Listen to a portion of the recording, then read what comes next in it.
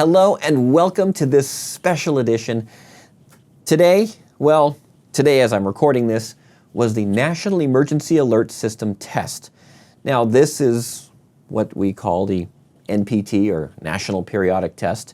And today's test was testing the last resort part of the emergency alert system.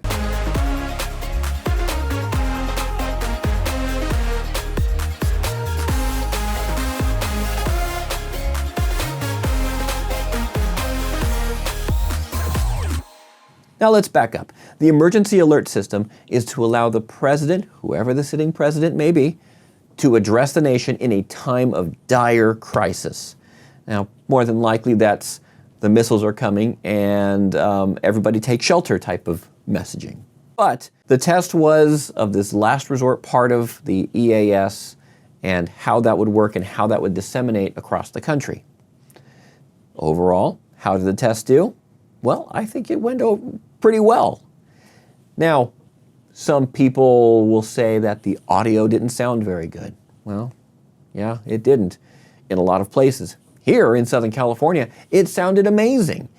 We had almost from the exact source, the primary entry point station, which is 74 stations across the country, which have direct access to FEMA, which has direct access to the White House. Those 74 stations will send out the message.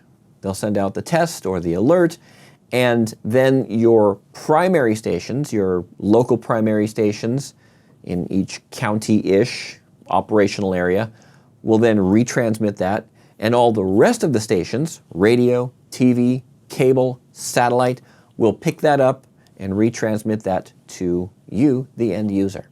So, today's test was testing that last resort system. Because the new cool thing, I mean, it is pretty cool, is to do it over the internet, and it's called iPause. Well, that'll deliver a file straight to your EAS box at the station and then play that out. And it sounds pretty good when that happens, but it doesn't allow you to do live. So, in order to do live, right now, the way to do it is through the primary entry point system.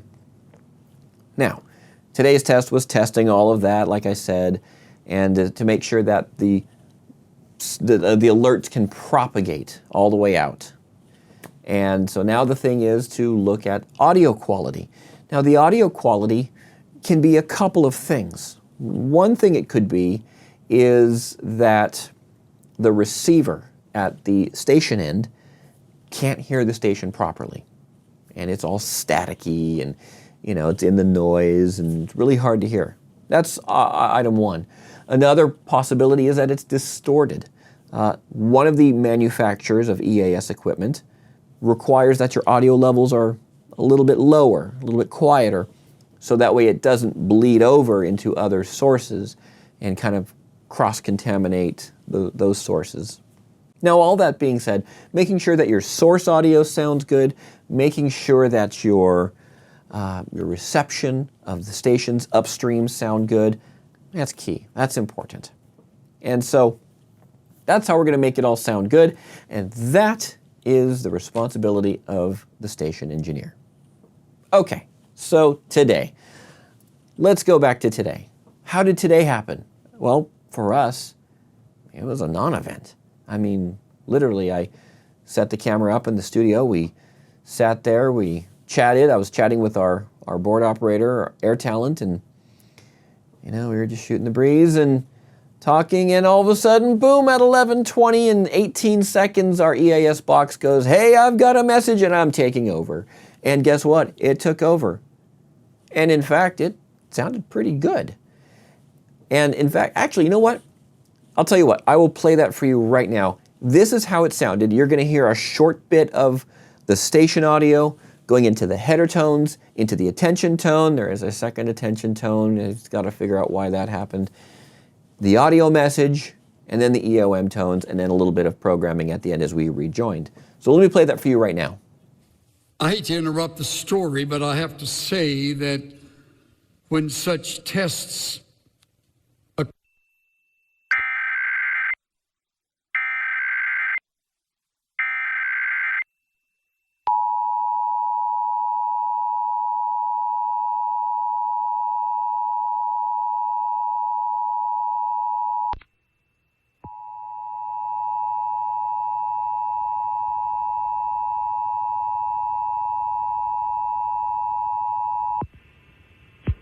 This is a test of the National Emergency Alert System. This system was developed by broadcast and cable operators in voluntary cooperation with the Federal Emergency Management Agency, the Federal Communications Commission, and local authorities to keep you informed in the event of an emergency. If this had been an actual emergency, an official message would have followed the tone alert you heard at the start of this message. No action is required.